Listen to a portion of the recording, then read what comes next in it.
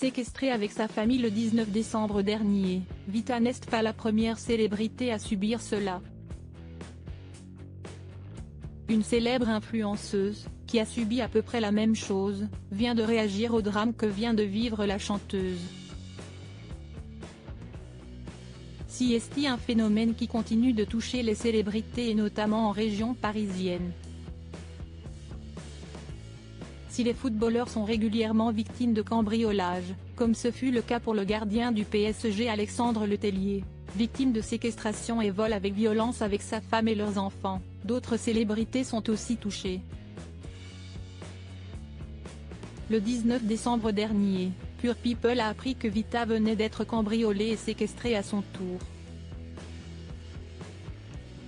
Selon nos informations, la chanteuse était aux côtés d'Ikam Bendaou, son mari depuis 10 ans, et leurs 3 enfants, Liam et Adam, nés en juillet 2011 et en octobre 2014, et la petite dernière Noah, 15 mois.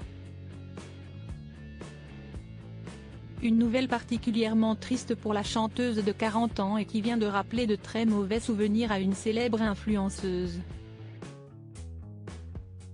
Suivi par plus de 4 millions d'abonnés sur Instagram, Jazz Correia a été interrogé par un de ses abonnés sur ce qui venait d'arriver à Vita. Je pense que si est une catastrophe. Sous prétexte qu'on soit connu, que des gens aient de l'argent ou aient réussi leur vie. D'autres se permettent de te voler, répond celle qui a plus ou moins vécu la même chose. Il y a 5 ans de cela, un individu cagoulé s'en est violemment pris à elle et à son mari, Laurent Correia, alors qu'il habitait encore en France. Jazz Correia se rappelle de son traumatisant cambriolage, un cambriolage qui leur a donné envie de partir pour s'installer à Dubaï. Je pense qu'ils ne se rendent pas compte des traumatismes qu'ils laissent aux gens.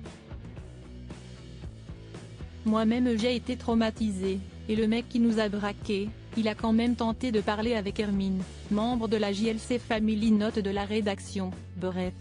Je pense que ces gens-là ne se rendent pas compte du mal qu'ils font aux enfants, à une femme. L'humiliation qu'ils font au mari, si est dégueulasse, ça me dégoûte, ajoute Jazz Correia, visiblement très touchée par cet épisode.